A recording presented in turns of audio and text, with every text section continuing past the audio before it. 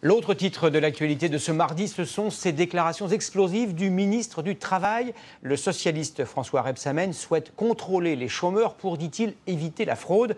Les syndicats se disent atterrés. Ils ne s'attendaient sans doute pas à de telles déclarations de la part d'un ministre de gauche, même si depuis une semaine, le nouveau gouvernement Valls a brisé quelques tabous. Les explications de Samira El Gadir et de nos équipes en région.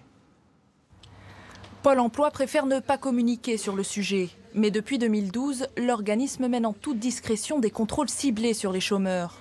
Des conseillers sont désignés pour s'assurer que les demandeurs d'emploi cherchent bien du travail. Et si ce n'est pas le cas, l'organisme peut sanctionner les fraudeurs pendant 15 jours. Aujourd'hui, le ministre du Travail en personne encourage ces contrôles. Quand on est chômeur, au sens du Bureau international du travail, on recherche un emploi. Et donc, c'est négatif pour ceux qui recherchent des emplois d'être à côté de personnes qui ne cherchent pas d'emploi.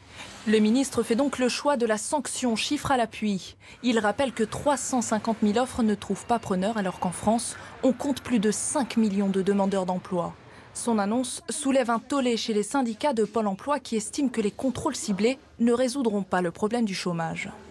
C'est un leurre et c'est leurrer les difficultés dans lesquelles se trouvent 5 millions de nos concitoyens pour qui le problème principal reste quand même de trouver un emploi. Pour les associations de chômeurs aussi, l'équation est trop simpliste. C'est scandaleux parce que ça aboutit à diviser la société française, puisqu'on explique aux salariés que si leur voisin est au chômage, c'est parce qu'il ne cherche pas de boulot et qu'il est bien content de ne pas en chercher. Pour l'instant, ces contrôles ciblés ne sont menés que dans 4 régions. Le Poitou-Charentes, la Basse-Normandie, la Franche-Comté ou comme ici, en région PACA.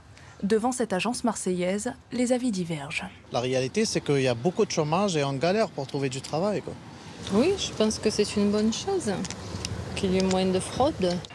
Chez nos voisins anglais, cette pratique est déjà entrée dans les mœurs. Là-bas, les chômeurs doivent non seulement chercher un travail, mais également en informer leurs conseillers. Si on ne le fait pas, on perd nos indemnités. Si je ne cherche pas pendant 2 semaines, eh bien je ne suis pas payé pendant 2 semaines. Le ministre du Travail a tenu à rectifier le tir en cette fin de journée sur RTL. Il affirme ne pas vouloir stigmatiser les chômeurs, mais seulement rappeler la loi.